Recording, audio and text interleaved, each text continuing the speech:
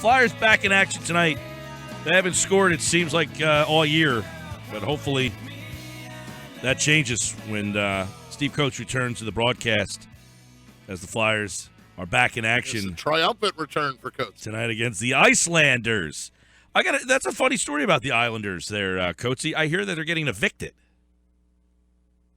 Oh, that thing's a train wreck. By the way, did Pete come up with massage? Massage was one of them. Yeah. Massage was in there. I didn't volunteer that one, but it was in there. Massage. I figured he'd be all over that. No, get back to the Islanders. It's a train wreck. The ice is it's better, but they've really struggled to make NHL quality ice because of the type of PVC. They got PVC pipe underneath the floor as compared to metal pipe, and as a result, it's not conducive to transfer cold like a metal pipe is, so they can't make good ice. It's a basketball arena, so there's a problem with the layout of the stands. It's in the middle of Brooklyn, but there's no parking. And on top of that, it's just not – it doesn't feel hockey. So, obviously, the Islanders' tenants, the people that run the Barclays Center, are not happy with the Islanders. The Islanders aren't happy with the Barclays Center. And I can tell you it's the worst broadcast position in the National Hockey League, so I really don't care where they go. Well, I guess you could rule out the Nassau Coliseum, though, right? Yeah, they can't go back there because it's now a 9,000-seat building. Oh, wow. So 9,000, hold on. 13,000. 13,000. Oh, well. So the Flyers haven't scored in quite some time. 144 minutes. Yes, shut out for the first time I read at home in back-to-back home games without a road game in between since 1999. It seems, Coatesy, that they have focused so much on tightening up the defense that they have taken away from the offense. And, Michael, I think I would say that's absolutely correct. I think that they've got great goaltending from Michael Neuvert, but they haven't been able to put the puck in the net. I think they've got some people that aren't going to where they're supposed to. We've always said if you don't get the big boys going, you're not going to win hockey games. You've got to have your key players, the players that obviously make the most money, have to be your breadwinners. And it's the guys, the go-to guys. And in this case, I mean, Giroux, Voracek, they've struggled. And as a result, you don't see the results. And on top of that, the power play hasn't been good. Bang, you put all these different things together, you just don't get any goals. And sometimes if you're not, this team has to forecheck to be effective. They have, and guess what? Their forecheck has to be very effective for them to be effective, if that makes sense to you. But the bottom line is that right now, this offensively, they've got nothing going, and quality shots haven't been there either. Quality opportunities to score. Steve Coates with us, Flyers radio analyst. Now, Coatesy, another blow, if you will, to the Flyers' offensive attack. The rookie that you like so much, Travis Konecny, now listed as out 4 to 6 weeks with a lower body injury. Have they addressed how they're going to fill that void, or do you know what they're going to do moving forward? I would think that Matt Reed would go back in. That would make all the sense in the world. He's a veteran. He's got an upside. Has he put the puck in the net since he started the year so strongly? Not really. But that's the way you got to go, because at this time of year, you got to go with the guys that have been around, have been there for it.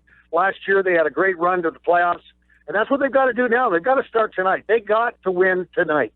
Because right now, the Islanders have 3 games in hand on them. The Flyers are 3 points ahead. So the numbers are in favor right now of the Islanders of coming from behind. But this is a 4-point divisional game. So you could really, really do yourself a lot of favors by beating the Islanders tonight. Hey, Coatesy, it's the Flyers, so we talk about the goaltender all the time. It looked like it was Mason, because Neuvert's always hurt, but now it's Neuvert, and it's like amazing that, Neuvert plays and then he gets sick. So how do we read into is it just is what it is? Is this what it is? It's you play when you're told and the other guy plays when you're told, and it's never going to be resolved. Well, you'd like to think, to answer, I'm going to go back to the beginning of the year when it comes to the goalies.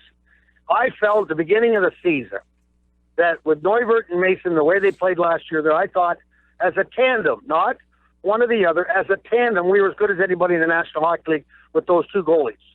We got exactly opposite what I thought. I thought at the beginning of the year, they were very poor, both of them. Then Mason got hot. Neuvies had been in late. He's been pretty good. But his injuries really basically upset the apple cart when it comes to the rhythm you're looking for. Now, how sick he is, I don't know.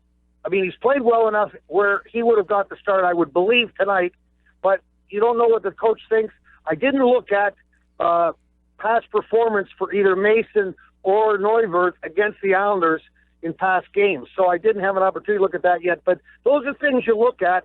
But they might, because of the losses and not scoring goals, come back with Mason anyway. So it's a toss-up. But I won't know for an hour and a half. So Steve Coates is with us, the Flyers radio analyst. Now, Coates, another roster move, if you will, or a guy that's been in the lineup, out of the lineup, looks like he may be back in the lineup tonight, is Shane Gostisbehere. A lot of people make a big fuss about his team leading minus 19 this season. I don't know how much you put into plus minus, but what are your impressions of Shane Gostisbehere right now, and is his confidence rattled?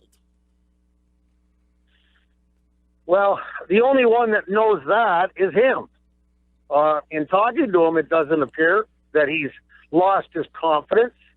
Does he have the sophomore jinx?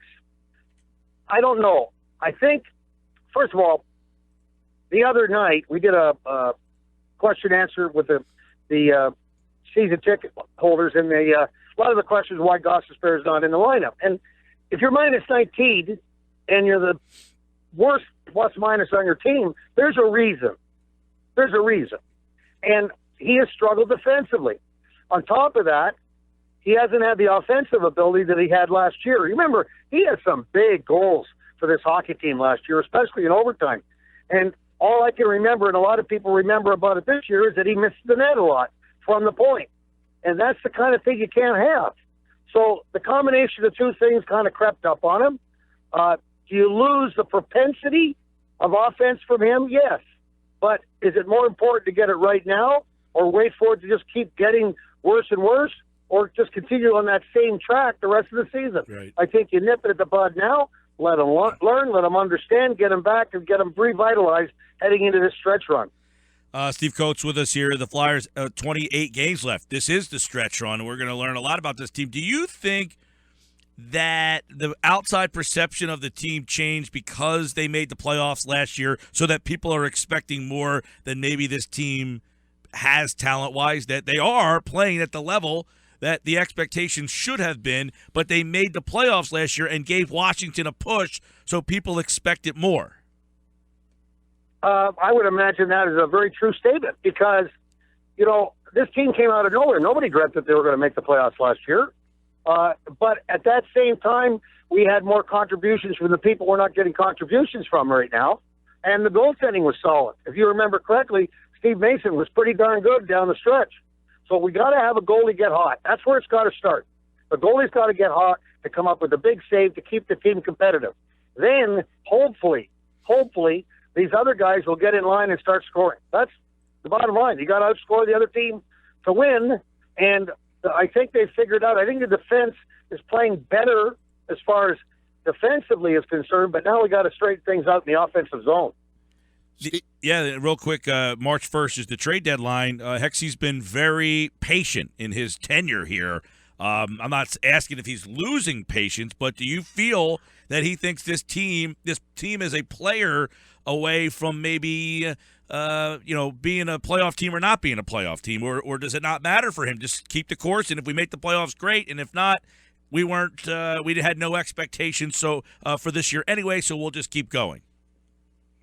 I would think that Hexy would wait until at least last week before March to see where his team stood, see what the upsides would be, the opportunities to make the playoffs, all the different combinations to understand what you need to do, whether you need to sell off to make that last run for the playoffs. Obviously, financial gain is a big thing in the National Hockey League as far as making the NHL playoffs. But that's a lot of different combinations and permutations have to come into the decision whether to stay pat or to make a move. And the one thing that he's always preached is he was going to stick with keeping his own people and building from within. And that's why you haven't seen him make any big splashes on bringing anybody in as a free agent or even possibility at the deadline date. That's going to be a decision that he'll make in the last week of February.